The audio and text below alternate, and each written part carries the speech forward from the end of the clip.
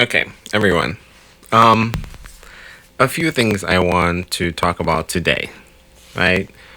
So I get on Twitter today, and I like to check Twitter to see what's trending, right? Today, July 5th, 2000. I'm sorry, 2020. What's trending on Twitter is Kanye West announces he is running for president in the 2020 U.S. election. And then there was Kardashians, which obviously is related to Kanye West running for president in 2020. And then I went to have dinner, and I came back to my computer, and I refreshed the page, and to my surprise, I saw Bruno Mars was trending. And I was like, why is Bruno Mars trending? And then I clicked on it, and I started reading the tweets, all right?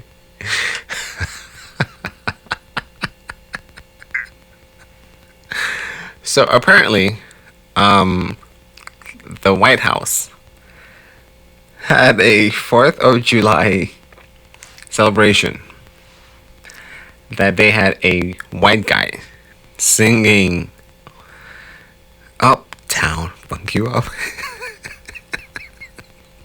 and and then if you watch the video of it, there are a lot of empty seats and very few people in the crowd. And he goes, "Yeah, I like that. Keep it going. Uptown, funk you up." Wow. I don't even know where to start with that.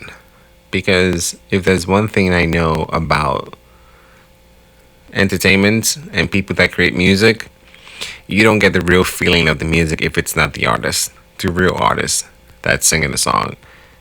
Because the real artist is a superstar because of their style, performance, persona, outfit, swag, flow, demeanor, personality, and all that stuff. That's what makes an artist an artist.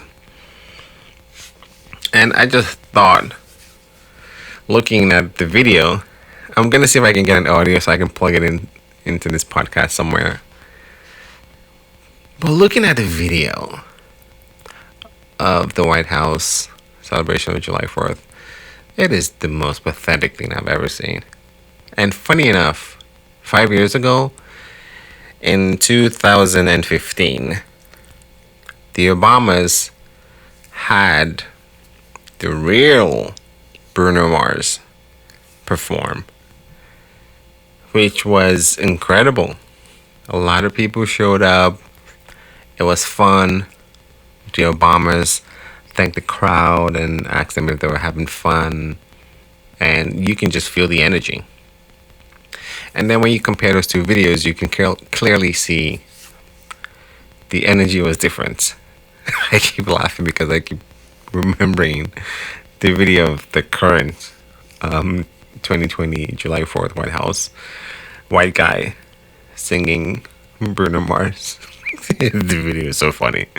Find it on YouTube or somewhere on Twitter. That's just funny. I mean, you could have just gotten another artist, a white artist, to sing their own song. I don't get it. Well, whatever. But another thing that's trending on Twitter is Kanye West running for the 2020 US election. Now, I don't know if this is serious. I don't know if he's actually going to go through with it, to be honest with you, or this is a joke, or, one of the things on his bucket list or something. I don't know how serious this is. If he's serious about running for 2020 election, it's going to be very difficult for someone like Kanye West. And I'll explain why. So, we all know Kanye West is an artist, a very smart artist. I love his music. Well, mostly his old music. Whenever he puts out like new music now, I listen to it, but a part of me still wants like the old Kanye, right? I listen to the engineering, I listen to the whatever he's saying, and recently, although the production is still top notch, the lyrics don't do anything for me at all. Cause you went from Power, Gold Digger, Jesus Walks, Diamonds, that made people listen to what you had to say, to the one that you did with Lil Pump. The lyrics of that song. And I don't know what's going on right now. I mean, you're making money with Adidas. We congratulate you. It's a good thing that, it's a good thing to see a black African American, a black person make so much money working with a company. You've achieved a lot, and to most of us, that is an inspiration in itself, and we thank you for that, Kanye. Um, if you're going to run for president, you have to understand how the political landscape works. Donald Trump is thriving right now in that political landscape, just like Bill Clinton and Hillary Clinton did, George Bush did, and other presidents did, because they can communicate with corporations and heads of corporations within that political landscape easily than you would be able to. I I kind of see Kanye West's demeanor and how blunt he is. I hold that in high regards because there's no filter, right? He says his mind, says what he's thinking, he calls out people's names, and he explains what he's trying to achieve and who is preventing him from trying to achieve what he's trying to achieve. And I view the boldness and the courage as something that inspires me. That's the reason I actually started this podcast, because people like Kanye West and people like Jay-Z that don't hold their statements back. They just give it to you as it is. Pure, truthful, ugly, joyful, painful, sad, happiness, fun, not so much fun. They give it to you as it is. We know Kanye West is a visionary. He's a genius. I just hope that he takes some time to study the political landscape of what he's about to do, because he's going to have to deal with foreign policy. Imagine Kanye West sitting down with other leaders of other worlds. Kanye West, if he does a good job based on research and information he's gathered, and he can speak intelligently with these people, then props to him. If he's not prepared with the information he needs to talk to people across the aisle, foreign leaders, Putin, the leader of North Korea, and other leaders, he will fail miserably, because as smart as he is, you need a wealth of information to be able to navigate the waters of foreign policy and also domestic policy, which includes education, healthcare, technology.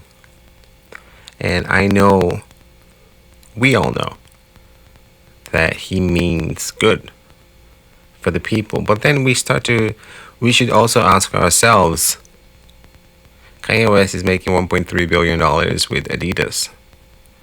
How much is he doing for the black community? What has he done for the black community as a black man from the south side of Chicago?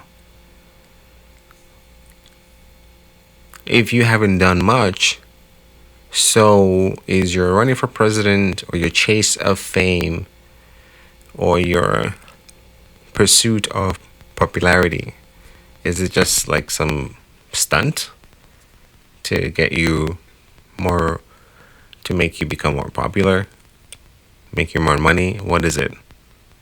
Are you trying to use that platform to help communities, actually help communities? So we'll see how this all turns out, if it is not a hoax or a joke that he's running for the 2020 US presidential election. If it's true, we'll see how it turns out. I know there's a lot of takes a lot of money, energy, time to run for such a position like that. But I would love to hear his ideas. And the most exciting part, I would actually love to see, if this is actually true, is him debating his friend Trump. Because all candidates for the presidential seat have to debate one another. So that would be fun to see Kanye West debate Donald Trump, because they're pals, right? So that'd be cool to see. Kim Kardashian as first lady.